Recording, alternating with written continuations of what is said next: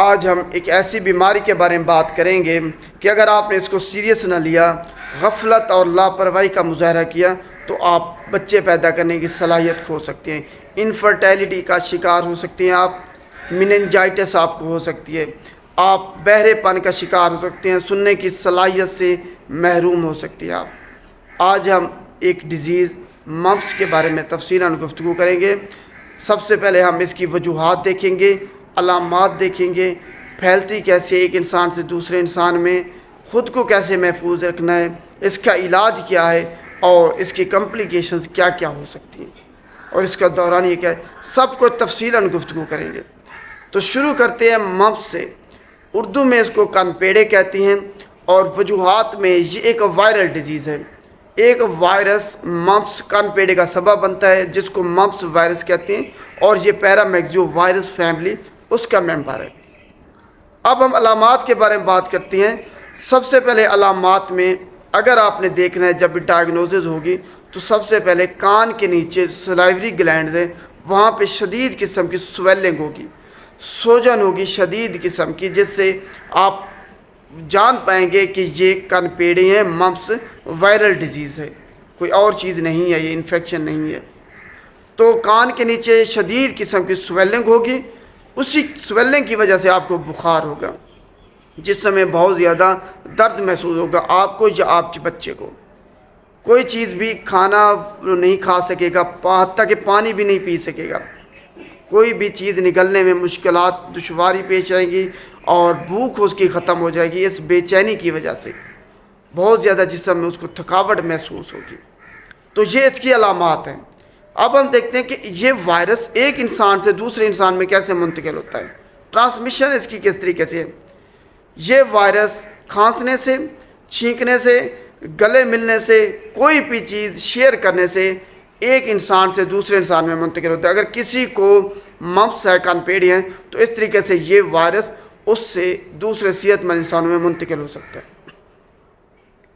خود کو کیسے محفوظ رکھ سکتے ہیں، یہ سب سے اہم ہے کہ اگر کسی کو ممپس ہے تو ہمیں نہ ہو، اس سے اگر کسی گھر میں ہے کسی کو تو خود کو کیسے محفوظ رکھنا ہے۔ اگر گھر میں کسی کو ممپس ہے، کانپیڑی ہیں، تو آپ نے خود کو محفوظ کرنے کے لیے اس سے کوئی بھی چیز شیئر نہیں کرنی، کوئی بھی چیز اس کی جو ہے استعمال کردہ وہ آپ نے استعمال نہیں کرنی، تکیہ ہو، رضائی ہو، کمبل ہو، کوئی بھی چیز ہاتھ نہیں ملانا، گلے نہیں ملنا اور ماسک اور گلوز کا استعمال کرنا ہے، تاکہ اگر وہ کھانسے یا اس کو چھینک آئے یا حتیٰ کہ بات بھی کر رہا ہو تب بھی ڈراپلٹ جو ہے نا وہ آپ کے جسم کے اندر داخل نہ ہو جائے جب آپ سانس لیں۔ تو اس سے آپ اپنے آپ کو محفوظ رکھ سکتے ہیں اس بیماری سے۔ علاج کیا ہے، یہ سب سے اہم ہے علاج اس کا۔ تو ٹریٹمنٹ پہ جب ہم آتے ہیں تو سب سے پہلے آپ یہ دیکھ لیں کہ جب بھی آپ کا اس وائرس سے ایکسپوجر ہوگا، یعنی کہ اگر گھر میں کسی کو ہے یا کسی کو ممپس ہے، آپ نے اس سے ہاتھ ملا لیا ہے یا وہ کھانسنے سے چھینکنے سے آپ کے جسم کے اندر وائرس داخل ہو گیا ہے، تو 16 سے 18 دن وہ وائرس آپ کے جسم کے اندر رہے گا، کوئی علامات آپ کو شو نہیں ہوگی۔ یہ نہیں ہے کہ اگر آپ نے کسی سے ہاتھ ملایا ہے فوری طور پر بیماری آپ کو زہر ہو جائے، ایسا ہرگز نہیں ہوگا۔ یہ وائرس 16 سے 18 دن آپ کے جسم کے اندر رہے گا، اس کے بعد اپنی علامات شو کرے گا، اور علامات یہ بہت زیادہ دیر والی ہیں علامات اس کی۔ جب بھی علامات ظاہر ہوں گی آپ کو تو یہ وائرس کم از کم اس کی علامات 12 سے 25 دن تک رہیں گی، کم از کم 12 دن سے پہلے اس کی علامات ختم نہیں ہوں گی۔ جو سویلنگ ہے یا بخار تو ختم ہو جائے گا جیسے جیسے سویلنگ اور انفلیمیشن کم ہوگی، تو سویلنگ مکمل طور پر 12 دن لگیں گے اور زیادہ سے زیادہ 25 دن سے بھی لگ سکتے ہیں۔ 12 سے 25 دن کا دورانیہ ہے اس بیماری کا۔ عام نزلہ زکام ان کی طرح وائرس نہیں ہے، یہ خطرناک وائرس ہے۔ 12 سے 25 دن آپ کو لگیں گے اس بیماری سے ریکور ہونے میں، آپ کو یا آپ کے بچے کو۔ تو اس کے لیے ویکسینیشن ہوتی ہے، ویکسینیشن کرائی جاتی ہے سرکاری سطح پر۔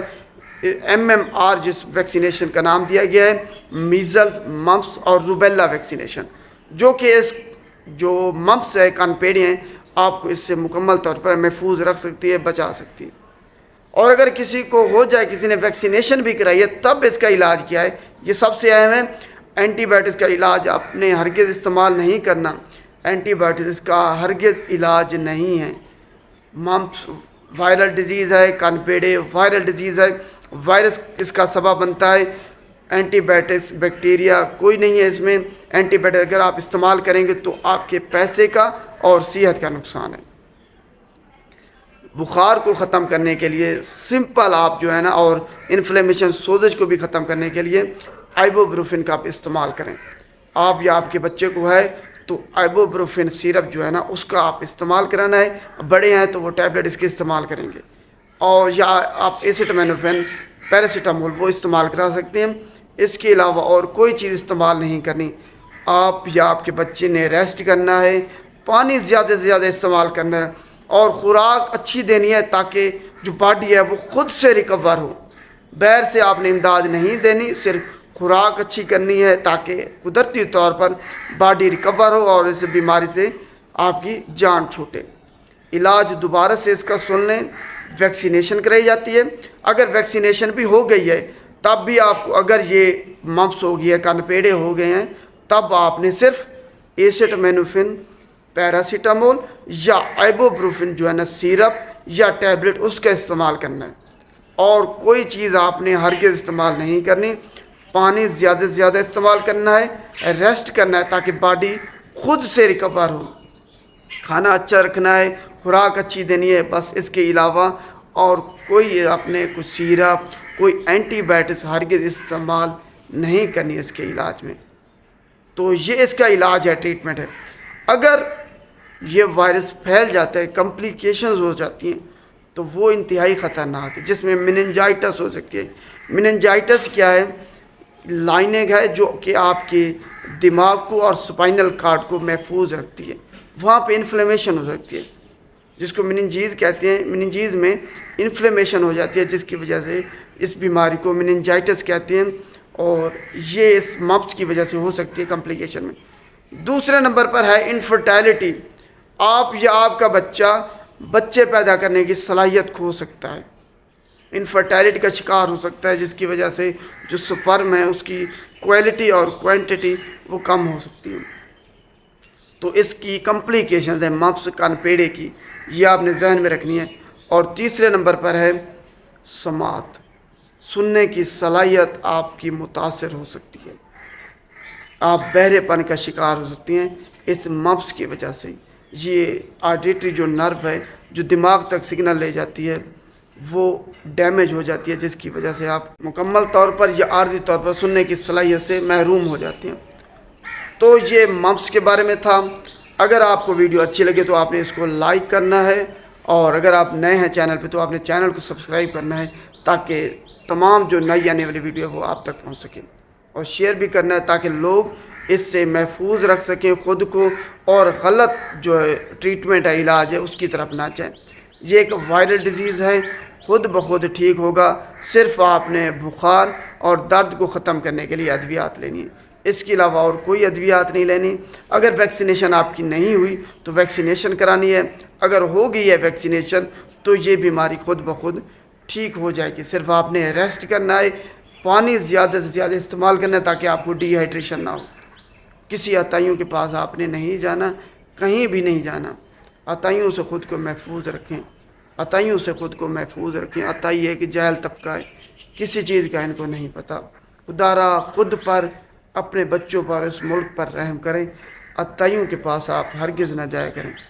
عطائی ہومیوپیتھک جو ڈاکٹر ہیں وہ اگر ہومیوپیتھک میڈیسن استعمال کرائیں تو ٹھیک ہے، جب وہ ایلوپیتھک میڈیسن کی طرف آتے ہیں تو وہ عطائی ہیں، کیونکہ ان کو ایلوپیتھک میڈیسن کا کوئی نہیں پتہ استعمال کیسے کرنا۔ ان کو صرف یہ پتہ ہے کہ یہ چیز ہے اس بیماری کے لیے، بس انہوں نے لگا دینی ہے آپ کو، اور انجیکشن استعمال کراتے ہیں، جس کی وجہ سے آپ کو ایڈز ہو رہا ہے، HIV ہو رہا ہے، ہیپاٹائٹس ہو رہا ہے، اسی کی وجہ سے۔ تو خدا را خود پر رحم کریں، خود پر رحم کریں، عطائیوں کے پاس نہ جائیں۔ اور ادویات کے بارے میں کوئی بھی معلومات آپ کو لینی ہو تو ہمیشہ فارماسسٹ سے رابطہ کریں۔ میرا نمبر اسکرین پر آپ کو نظر آ رہا ہوگا، آپ واٹس ایپ پہ مجھ سے رابطہ کر سکتے ہیں کسی بھی ادویات کے بارے میں پوچھنے کے لیے۔